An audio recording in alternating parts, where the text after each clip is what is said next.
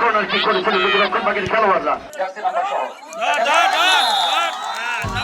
ক্রীড়া শক্তি, ক্রীড়া বল, মাদক ছেড়ে খেলতে চল, এই স্লোগানকে সামনে রেখে শেষ হলো নতুন কুড়ি প্রতিযোগিতা।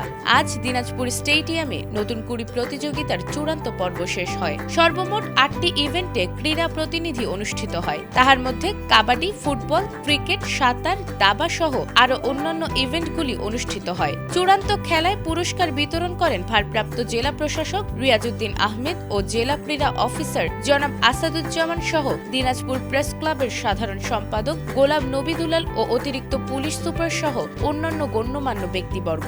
ফুটবলের জেলা পর্যায়ের দিনাজপুর অঞ্চলের চূড়ান্ত খেলায় বালক বিভাগে নবাবগঞ্জ উপজেলা টাইব্রেকারে ৩-০ গোলে ঘোড়াঘাট উপজেলাকে এবং বালিকা বিভাগে দিনাজপুর পৌরসভা ২-০ গোলে বীরগঞ্জ উপজেলাকে পরাজিত করে চ্যাম্পিয়ন হয়। এর চূড়ান্ত দিনে ক্রিকেট বালক বিভাগে দিনাজপুর পৌরসভা দিনাজপুর সদর উপজেলাকে হারিয়ে চ্যাম্পিয়ন হয়। বালিকা বিভাগে দিনাজপুর সদর উপজেলা দিনাজপুর পৌরসভাকে হারিয়ে চ্যাম্পিয়ন হওয়ার গৌরব অর্জন করে। কাবাডিতে চিরির বন্দর উপজেলা বালক এবং বালিকা উভয় দল দিনাজপুর পৌরসভাকে হারিয়ে চ্যাম্পিয়ন হওয়ার গৌরব অর্জন করে।